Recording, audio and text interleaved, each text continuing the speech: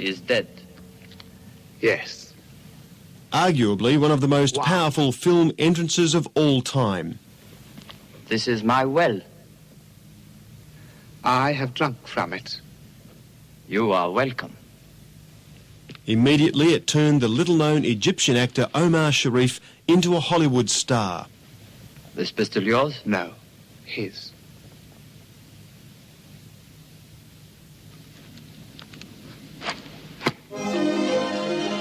Having made Lawrence of Arabia with director David Lean in 1962, in 1965 Lean cast him again as the soulful, love-crossed Dr. Zhivago, and the rest, as they say, is history.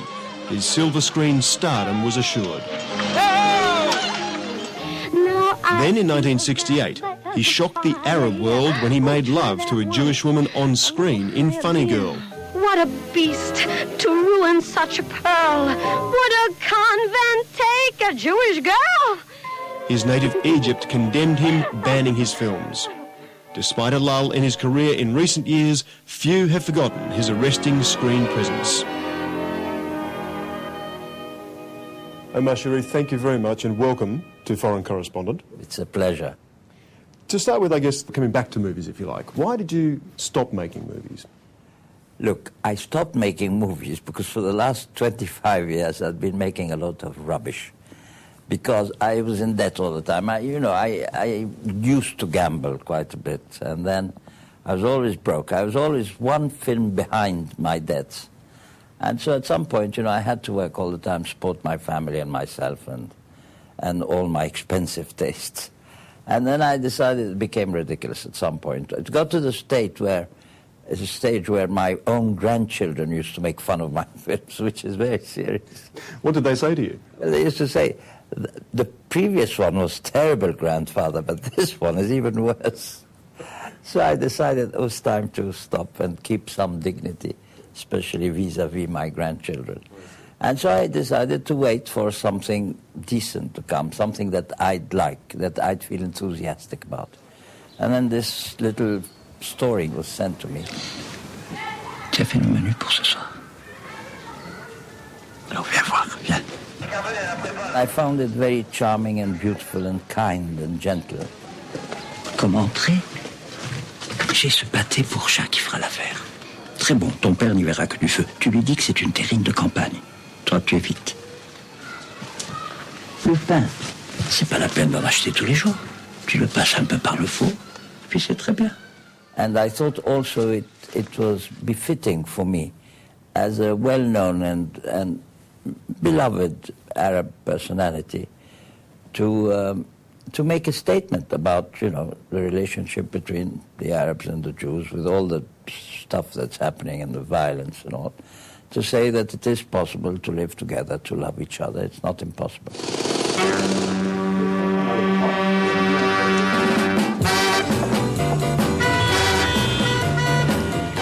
What was it about the character that appealed to you most? Well, it's the whole thing. I mean, it's the relationship between the old man and the child. It's about two lonely people. This man has had a grocery for maybe 50 years in the same street. It's a Jewish street.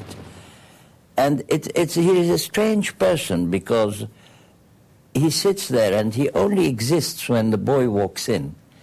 He doesn't talk to the other customers. The fact that the boy is Jewish and the man is Muslim would be an irrelevant thing to the film. The film is not concerned with that problem at all in itself, the story. If the Jews and if the Israelis and the Palestinians had made peace already, it would be totally irrelevant, the whole thing. But where it's relevant, it's because there is all that conflict between Israelis and Palestinians, because other conflicts between Islam now and the rest of the world. We're going towards a very dangerous people because we're cruising ahead towards a real war of cultures and civilizations and religion. And the powerful Western countries always being on the side of Israel against the Palestinians. I'm not saying that you should, first of all, before they can solve the Palestinian and the Jewish problem, you have to get rid of it. Both Sharon and Arafat must go. These are two incompatible people.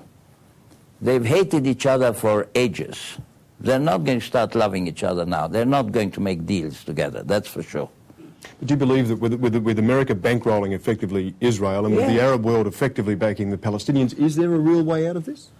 Right now, there isn't. I don't have any optimism about this, nor in my lifetime, nor in my son's lifetime. I'm hoping that in my grandchildren's lifetime there will be peace. You've looked very closely over your life at the Middle Eastern politics. Why do you think the region is so riven with conflict? Well, because I don't understand that the West doesn't understand, up till now, Islam. I don't understand that countries which are advanced, like the United States, France, whatever, who have people who have been to greatest universities, to have been to Oxford, and who learn about Islamism and all that, have not yet understood that the Arabs are tribal people. There will never be democracy in Arab countries. There will not be democracy. And that is not something bad. Democracy is not the panacea of all the best things in the world. It depends. If people have some education to be able to govern themselves, to have knowledge, the whole thing starts, democracy starts with education. You cannot be democratic when you are ignorant and illiterate. But are you saying that's because the level of education in the Middle East is not generally yet up to that level where people are ready for democracy? They are not ready because they have not the education, and they have deep-rooted tribal sense, a deep-rooted tribal sense. Iraq is you have so many sects in Iraq. Even the Shiites are divided into the followers of Bani Sadr, the followers of there are 3 or 4 big imams who are Shiites and who disagree with each other. The Sunnis have differences between each other. Then you have all the Kurds. And the Kurds fight each other. You have 2 leaders, Kurdish leaders. They are tribes too. So how do you want to come and say, we are going to make democracy in this country? What presumptuous, stupid idea. Whoever had this idea? That was not the idea of the war. The idea of the war was to make a war, and they chose the easiest place that they could beat. Why didn't they go and fight Korea or Iran, which is a much more dangerous place? And the most dangerous place of all is Pakistan, because Pakistan, one day, it has already the nuclear arsenal. At least half the army are Islamists. And they will overthrow Musharraf one day, and they will then have the atomic bombs at their disposal. And then they will use it, and the first thing they will do is they will give some to bin Laden, because these tribal people are friends of bin Laden in the certain part of Pakistan where bin Laden is hiding. You'll never find him there. Tribal areas, yeah. Tribal areas. In terms of France and the message about Jews and Muslims from the movie, there does seem to be an increase at the moment in these anti-Semitic attacks in France. There's the debate over whether to ban by law the Muslim headscarf. What's happening in France? I think it's rather challenging. What will happen is that there will be a birth of many Islamic schools in France. You will not be able to stop that because they will get money from rich countries when they will hear about this, that the French threw all the girls out of the schools because they're wearing a headscarf. They're going to make private Muslim schools for Muslims. And then it becomes a problem. It will become a much worse problem because now they will be divided. There will be no chance of integration anymore. Born a Catholic, converted to Islam at one point. I mean, what are your beliefs now? I have none that I can prove. I believe in everything and in nothing. I don't disbelieve in anything. I mean, everything is possible. As far as my brain tells me, I don't believe, because I believe that God is justice. The first thing that I was taught at catechism was that God is justice. And I don't see justice in the world. I see terrible injustice. I saw my mother when on her deathbed, she just died 4 years ago. She's a great believer. And I sat next to her 15 days. Well, she suffered terribly before she died. And I saw what relief she got from believing, from calling the Virgin Mary, from calling Jesus Christ to her help, from calling St. Anthony of Padua, who was her favorite saint. It relieved her pain. And I used to think, what shall I say on my deathbed? Who shall I call for help? And I decided that I would call my mother for help. That's what I'd say. I'd say, Mother, come and get me. wherever you are. The great passions, the big passions of your life, the gambling.